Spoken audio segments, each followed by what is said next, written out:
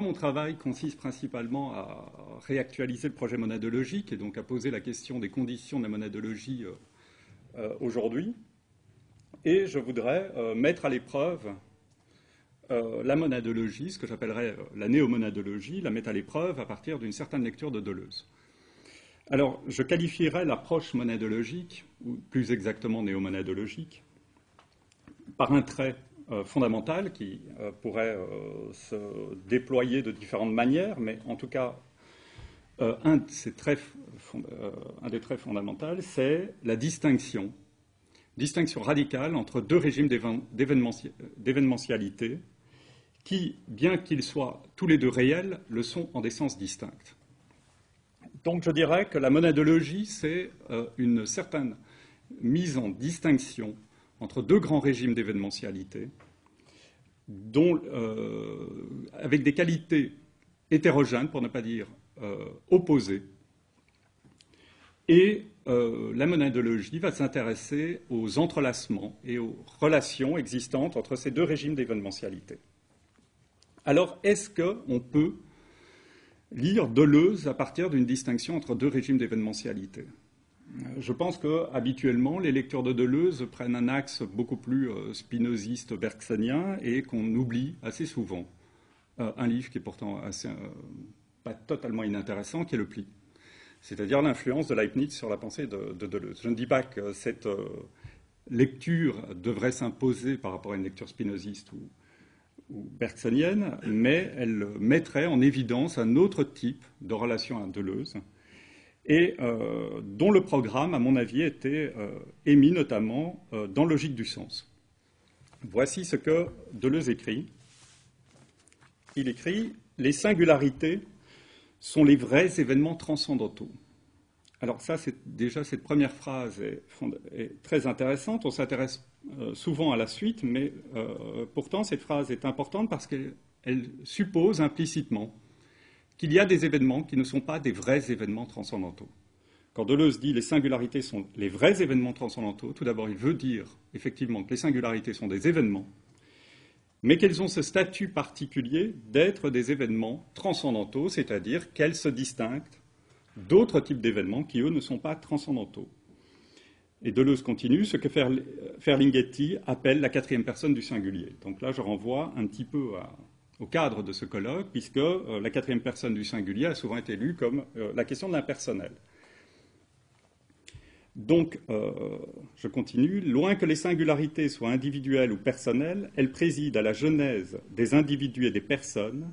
Elles se répartissent dans un potentiel qui ne comporte par lui-même ni moi ni je, mais qui les produit en s'actualisant, en s'effectuant, les figures de cette actualisation ne ressemblant pas du tout au potentiel effectué. Donc, les singularités sont des événements d'un genre particulier dans la question des régimes d'événementialité, puisque ce sont les seuls vrais événements transcendantaux. Et Deleuze termine cette citation en disant qu'elles se distinguent, elles ne ressemblent pas du tout au potentiel effectué. Donc il y a une différence, au minimum, avec leurs effectuations. Et leurs effectuations où ? Dans d'autres types d'événements.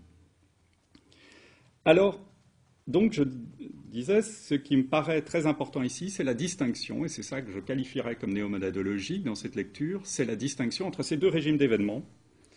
Alors comment est-ce que Deleuze les qualifie ?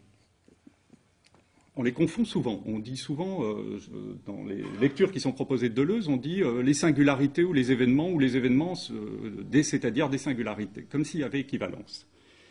Pourtant, Deleuze, si on met en correspondance logique du sens avec le Pli, distingue très clairement deux types de qualités d'événements, des qualités que je disais donc opposées.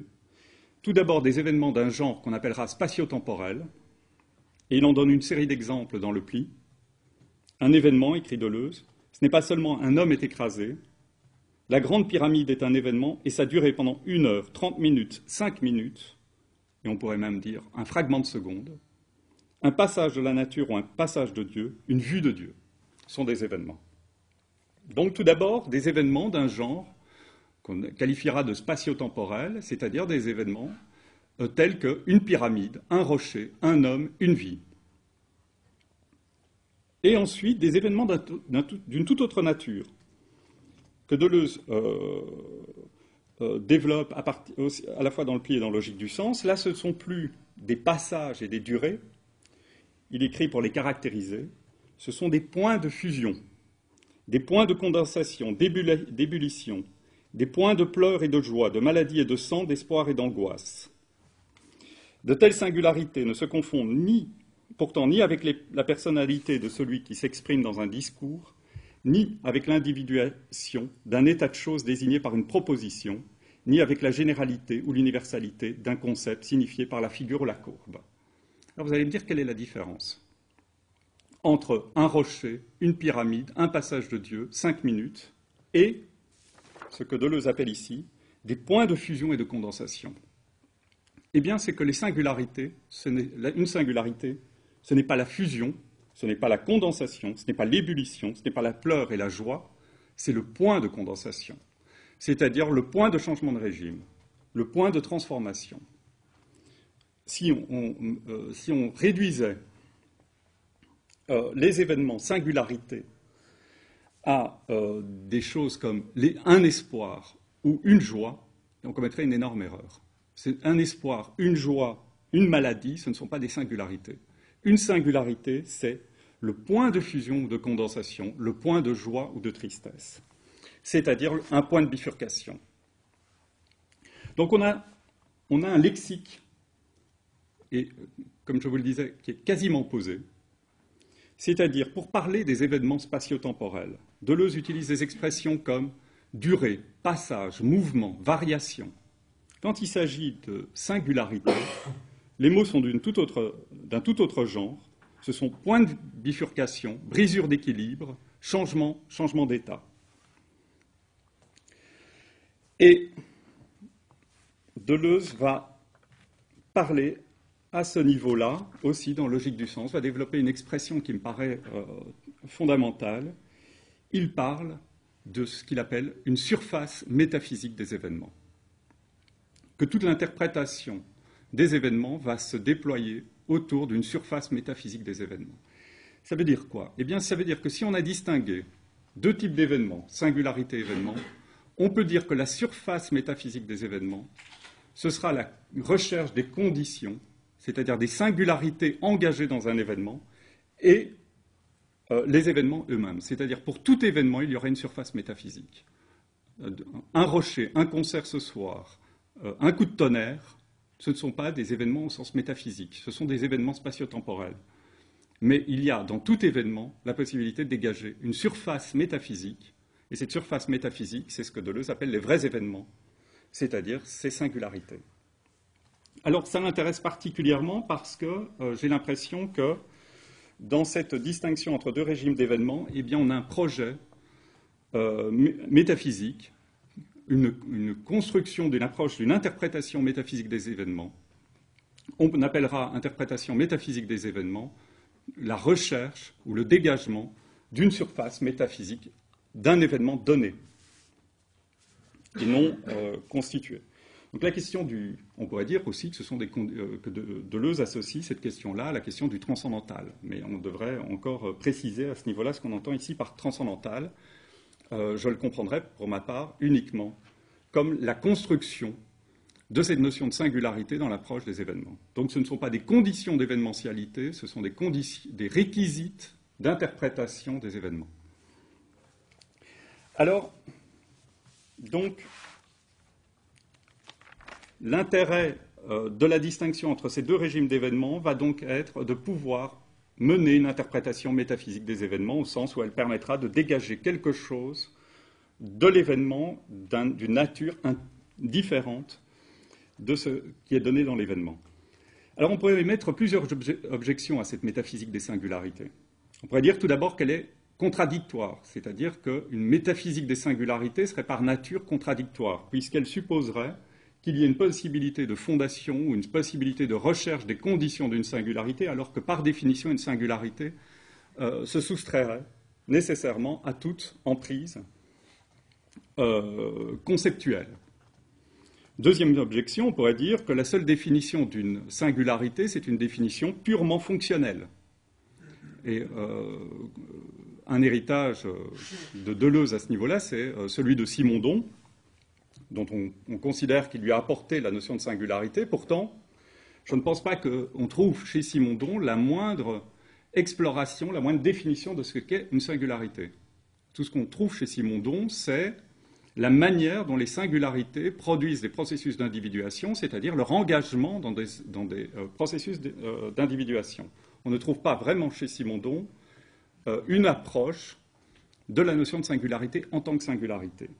Par contre, on trouve chez Simondon une approche fonctionnelle des singularités, c'est-à-dire, si vous voulez savoir ce qu'est une singularité, suivez ses effets dans des événements, et vous saurez ce qu'est sa signification, c'est-à-dire qu'est-ce qu'elle produit, quel changement elle opère, qu'est-ce qu'elle fait. Un des exemples de Simondon, c'est par exemple le grain de sable sur la plage, ou une branche de bois sur la plage qui tout doucement va ralentir l'avancée du sable et donc produire une dune. C'est une singularité, le bois est une singularité parce qu'il produit une transformation ailleurs. Mais ce n'est pas le bois qui intéresse Simondon, ce qui intéresse Simondon, c'est la production de la dune ralentie par quelque chose.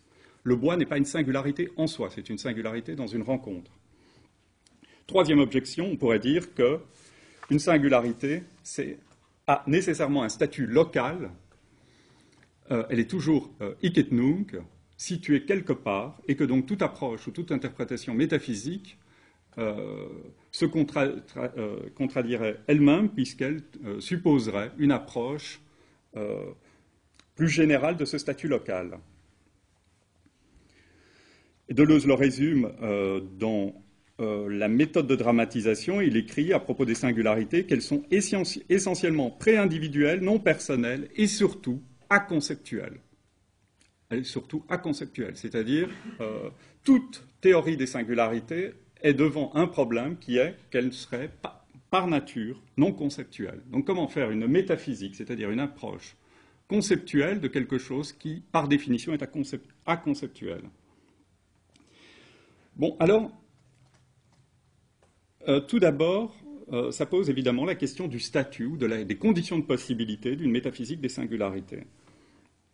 Et là, on est devant un problème, c'est-à-dire que Deleuze, notamment dans la méthode de dramatisation, donne à la philosophie une tâche qui est d'explorer la portée, ce qu'il appelle la portée transcendante des singularités, au-delà de tout exemple empirique. Donc il y a une méfiance chez Deleuze pour tout exemple empirique, ou pour tout rapport, on pourrait dire presque intuitif aux singularités. Si on définissait une singularité en disant c'est quelque chose comme, ça ressemble à, nous en avons l'expérience quelque part, eh bien ce n'est pas une singularité. Une singularité pour Deleuze, quand il parle de point de condensation, point de joie, point de transformation, point de maladie, ce qu'il veut dire, c'est que nous n'en avons pas l'expérience. Nous avons l'expérience de quelque chose produit par la singularité, mais nous n'avons pas l'expérience des singularités elles-mêmes. Nous n'avons aucun exemple empirique qui nous permettrait de dire ce qu'est une singularité. Tout exemple empirique renverrait à des événements spatio-temporels, jamais une singularité. Alors, et Deleuze en donne, précise cette tâche, toujours dans la méthode de dramatisation, il écrit que ce dont il s'agit, c'est de la constitution d'un champ transcendantal, impersonnel et pré-individuel, qui ne ressemble pas au champ empirique correspondant, et qui ne se confond pas, pourtant, avec une profondeur indifférenciée. Donc une méfiance de Deleuze pour toute relation des singularités à un espace empirique, et plus généralement à toute inscription des singularités dans des événements spatio-temporels. C'est là, à mon avis, qu'il y a une très forte rupture de Deleuze avec Bergson, parce qu'on ne pourra pas définir la singularité sur un modèle intuitif, ni par sympathie, ni par intuition. Si l'intuition, c'est la présence de l'esprit à lui-même, si la sympathie est un rapport d'analogie aux choses par analogie avec l'expérience de l'esprit, on peut dire qu'on ne peut dégager ni par la méthode de l'intuition, ni par la sympathie, on ne peut rien dégager au niveau des singularités. Penser des singularités est nécessairement quelque chose dont on ne fait pas l'expérience. Donc, comment est-ce qu'on en rend compte ? Eh bien, à mon avis, c'est là où il faut donner toute son importance à une autre dimension de cet espace, de cette surface métaphysique. Et cette autre dimension, c'est ce que Deleuze appelle un espace problématique. Je vous le cite. Le mode de l'événement, c'est le problématique. Je ne pense pas qu'il faille le comprendre comme le mode de l'événement en général. C'est le problématique. Il ne faut pas dire qu'il y a des événements problématiques, mais les événements concernent exclusivement les problèmes et en définissent les conditions. Alors, on pourrait dire qu'à la méthode intuitive, Deleuze va opposer une méthode ou substituer une méthode problématique. Et ça veut dire quoi, une méthode problématique? Eh bien, ça veut dire construire un espace purement abstrait, purement conceptuel, dégagé de toute relation empirique, de toute relation intuitive, de toute perception, dont les modèles qui vont fasciner Deleuze, notamment dans différentes répétitions, c'est les modèles mathématiques.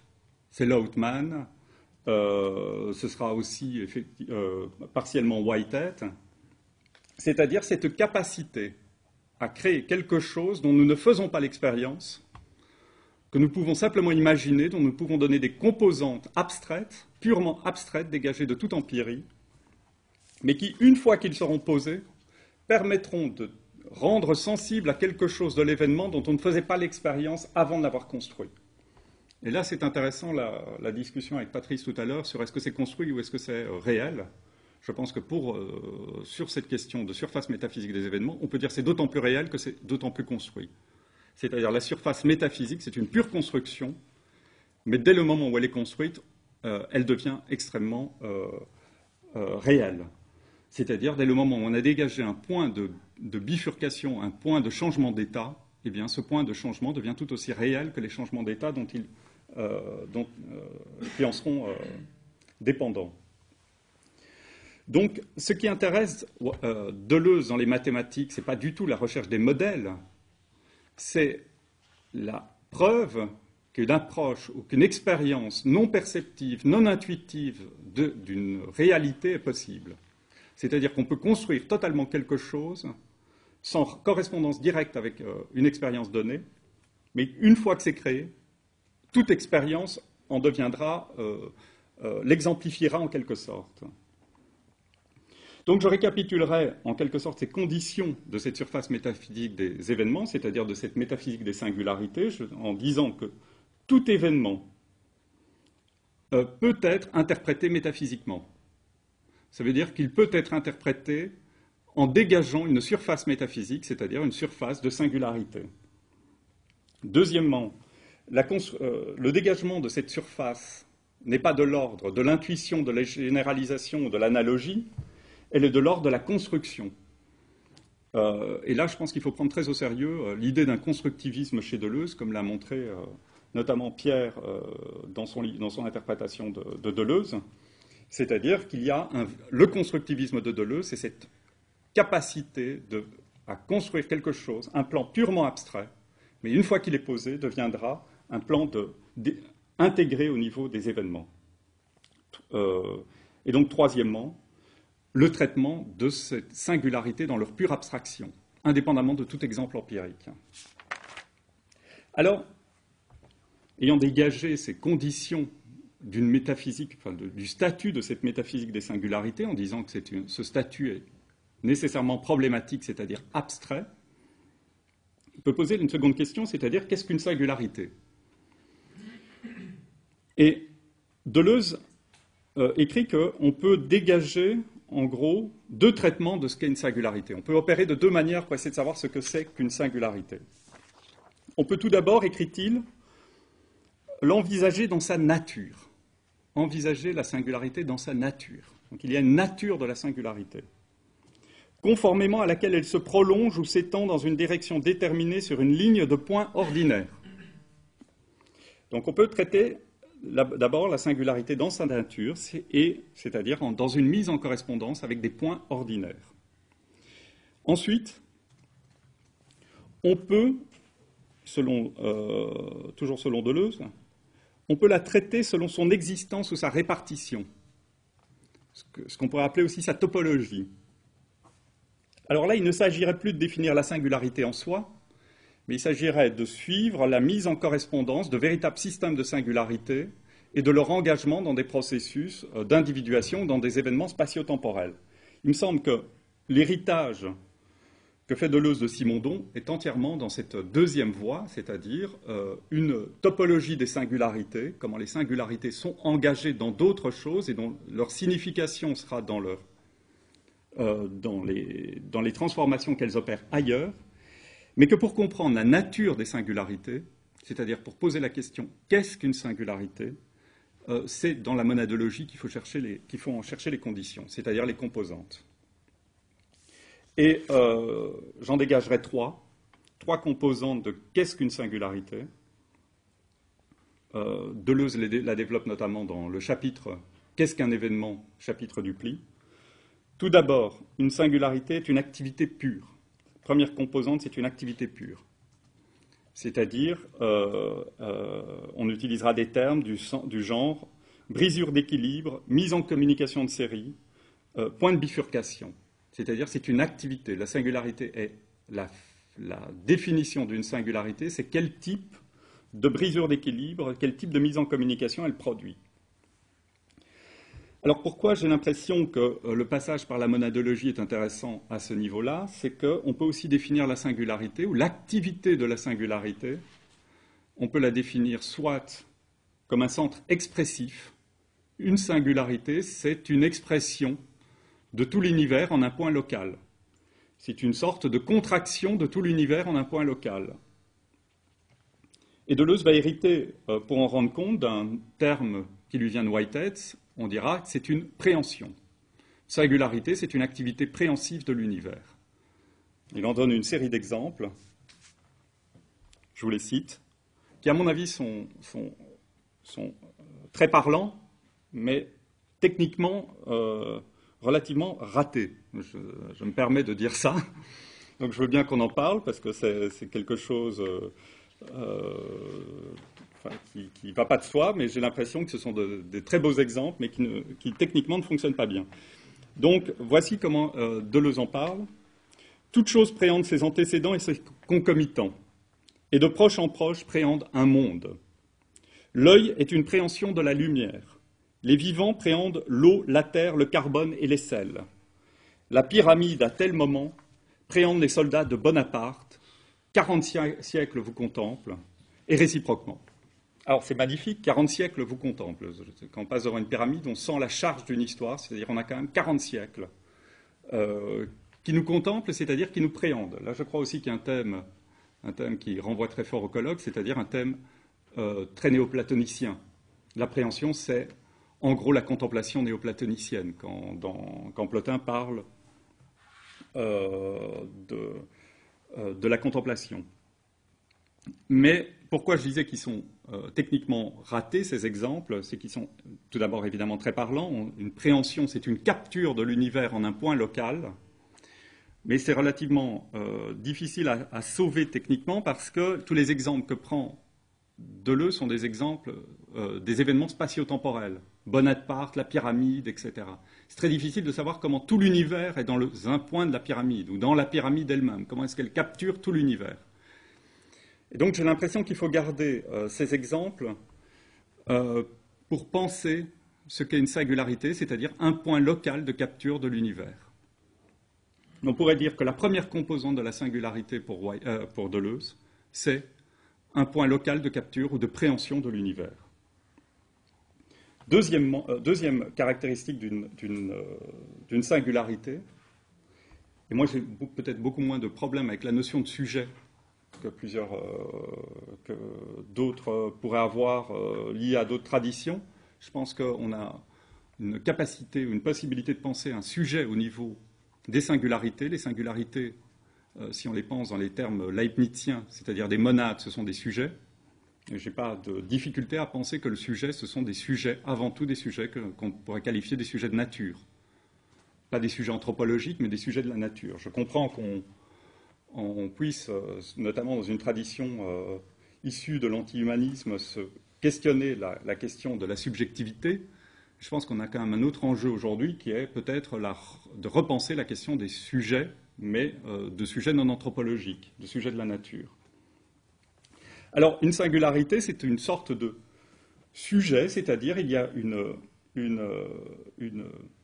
identité, ce que Deleuze appelle ici, en reprenant le vocabulaire de Whitehead, une jouissance de soi, un self-enjoyment, une sorte de contemplation de soi dans la contemplation du monde. C'est comme si, et je vous cite Deleuze, une singularité, dans la capture qu'elle fait de l'univers, se remplit de soi, atteignant à une vie privée de plus en plus riche quand l'appréhension se remplit de ses propres datas. C'est-à-dire que sa capture de l'univers devient capture de soi-même, possession de soi. Donc, une sorte de sujet issu de la manière par laquelle il capture l'univers. Au plus il capture, au plus il s'intensifie comme sujet, et au plus il fait l'expérience de sa propre singularité. Et en disant ça, Deleuze donne à la notion de singularité une extension extraordinaire, puisqu'il écrit que les singularités parcourent aussi bien les hommes, les plantes et les animaux, indépendamment des matières de leurs individuations et des formes de leur personnalité. Donc nous aurions des sujets,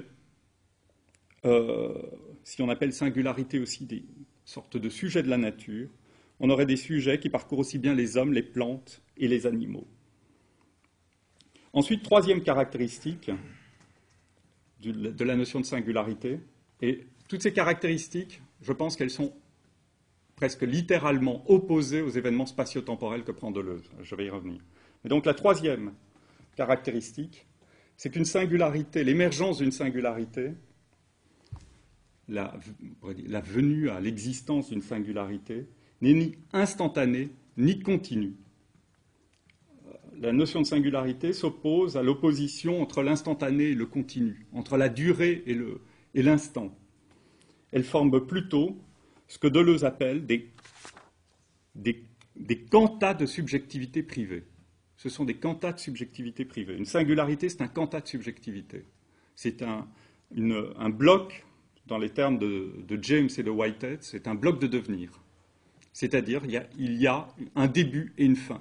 Il y a un quantum.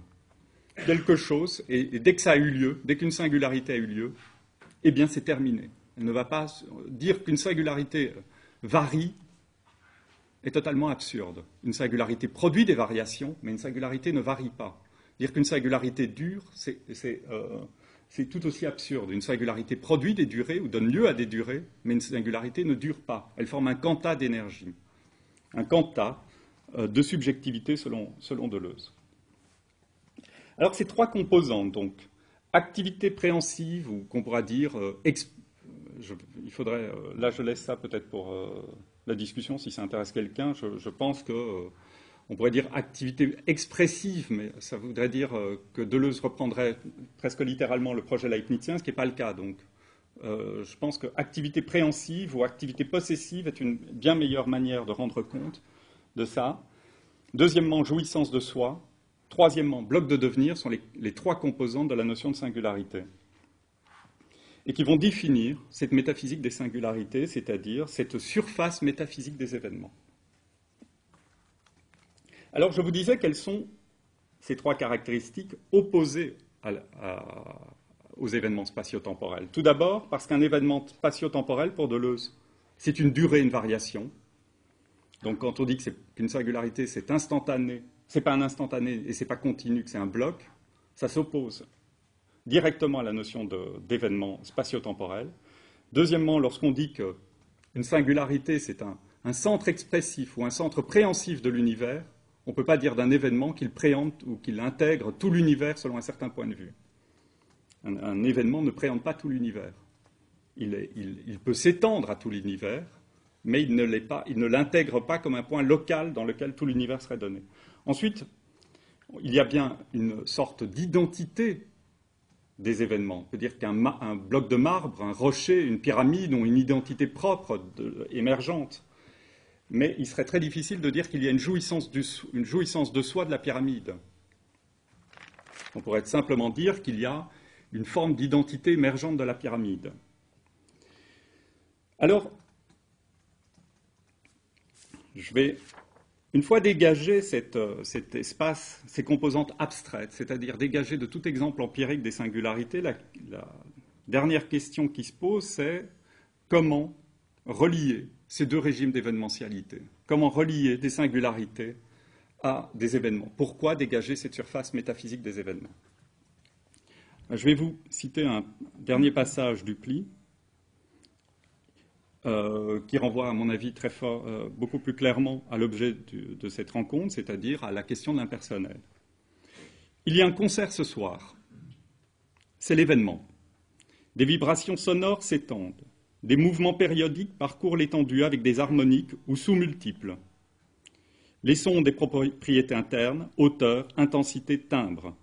Les sources sonores, instrumentales ou vocales, ne se contentent pas de les émettre. Chacune perçoit les siens et perçoit les autres en percevant les siens. Ce sont des perceptions actives qui s'entre-expriment, ou bien des préhensions qui préhendent les unes les autres. Alors, il y a un concert ce soir, c'est un événement au sens de ce premier niveau des événements dont j'ai parlé, événement spatio-temporel, avec une épaisseur spatiale, une temporalité propre, etc. Donc, c'est bien un événement. Des vibrations sonores s'étendent, c'est aussi un événement. Les sons, chaque partie du concert, son espace, sa composition matérielle, les gestes, les mouvements qui sont faits sont autant d'événements. Alors, on pourrait dire que nous sommes dans une espèce d'immanence des événements. Il n'y a que des événements et chaque événement peut être décomposé en une série d'autres événements. On pourrait dire que c'est suffisant. Eh bien, il me semble pourtant que à ce niveau-là, la surface métaphysique des événements va faire partie de cette interprétation métaphysique, c'est-à-dire il va falloir dégager de chacun de ces événements et de ces sous-événements des points de bifurcation, des points de changement d'état, à partir de quel moment le son commence à changer, à partir de quel moment la situation commence à bifurquer. Et c'est cet intérêt pour ces points de changement, ces points d'inflexion, ces points de changement, qui représente cette surface métaphysique, surface abstraite. On pourrait dire que notre expérience habituelle, notre expérience courante, sera une expérience des continuités, et il sera toujours très difficile de savoir à partir de quel moment ça bifurque, quel est le point à partir duquel ça bifurque. Il me semble que toute cette métaphysique des singularités, ou cette recherche, cette question sur la surface métaphysique des événements, vise à rendre sensible à ce qui, sous l'apparence d'une espèce de continuité lisse des événements, est animé par une multiplicité de petits sujets, des petits sujets de la nature, des petites singularités qui les rendent possibles, qui les font bifurquer, qui les font se transformer. C'est-à-dire que sous une apparence de simplicité des événements, nous avons une multiplicité de petits points de bifurcation, et que l'interprétation métaphysique vise essentiellement à rendre sensible à toutes ces conditions des événements dans leur simplicité donnée.